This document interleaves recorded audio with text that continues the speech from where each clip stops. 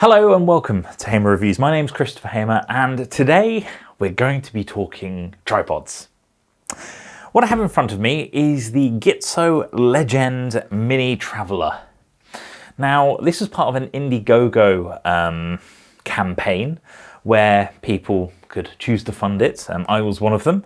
It's a little mini tripod, but before we get into that, because this is the main event of this review, I just want to have a chat about Gitzo.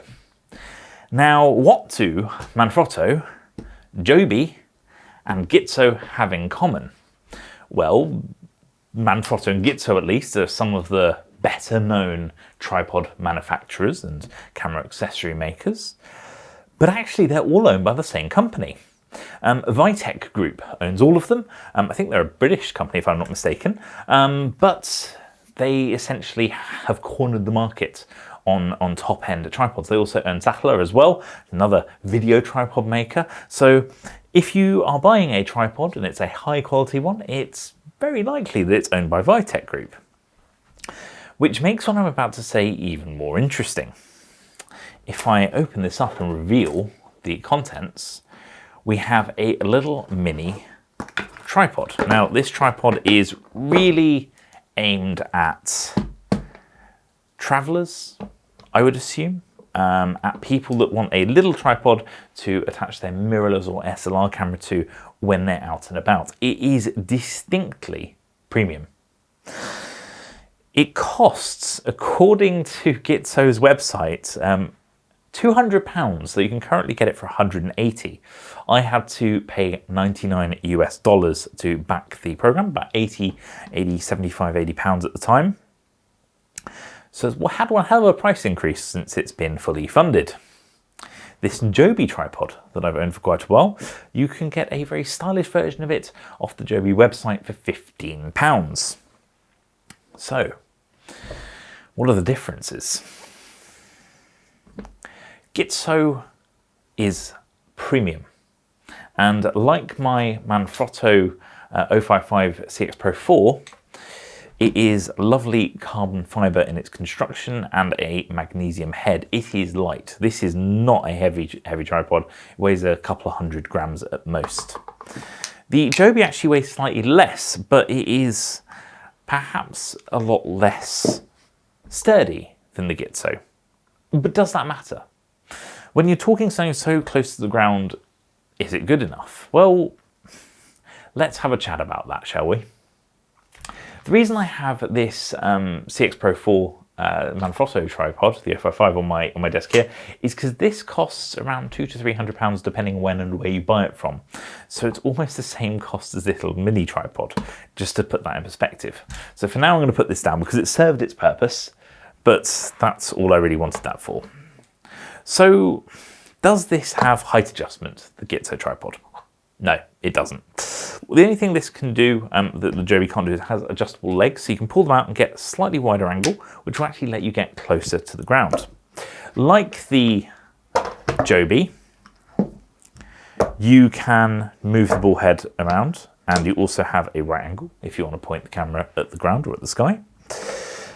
They have very different mechanisms though, and this is where you start to get the differences. So if I put the Gitzo into its sort of standard position, they're kind of similar in height. When I lock this down, this is solid. This is not going anywhere. Its max rated weight is 3 kilograms that it can take. The Joby, on the other hand, although not bad, if I try, I can move the ball head. And that is where my Nikon Z50 with the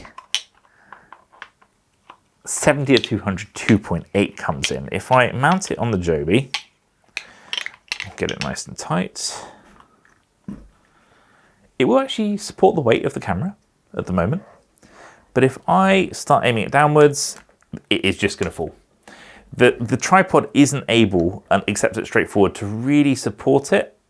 So if I say I want this slight right angle, it's just going to fall over. I think it's impressive that if you have it exactly straight, it will support the camera, but overall this isn't particularly useful. Now I'm going to mount it on the Gitzo version. Now, unlike the Joby, the Gitzo tripod actually has, actually has, on the tripod head, the ball head, a locking mechanism on it. Now that's important, because unlike the Joby, we can actually lock this in place. So we can choose this right angle. So I'm just by the right angle area. Other than the fact it's a bit too heavy for the tripod, in fact, let's move around like here and I should be able to do what I want to do. There we go. It is locked in place and it isn't going anywhere. Obviously, if you have such a top-heavy camera with a really large lens and a really, fairly compact body, but a large lens, you are going to have to think about the ergonomics of what you're placing and how you're angling it. But overall, this will give you a very, very good amount of control. You can lock this at pretty much any angle you like, and it is going to stay where you put it.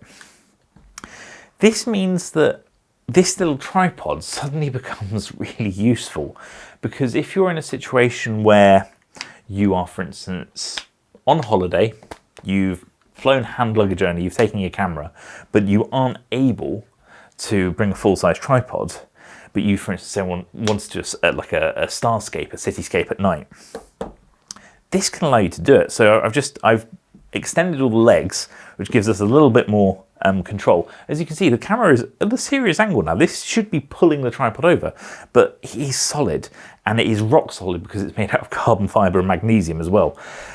So that's kind of where your money's going. It's an ultra smooth ball head with varying amounts of friction, so you could even use this as a sort of tabletop tripod if you're taking photos of birds. There's no reason why not. It gives you a lot of flexibility, but the question I'm asking myself is that flexibility worth close to £200 in asking price? And I'm kind of conflicted. I was shocked when I saw the actual asking price of this. I assumed that the Indiegogo $100 was going to be the standard price Gitzo were going to ask, but £200 is a lot of money, even if it is made out of carbon fibre.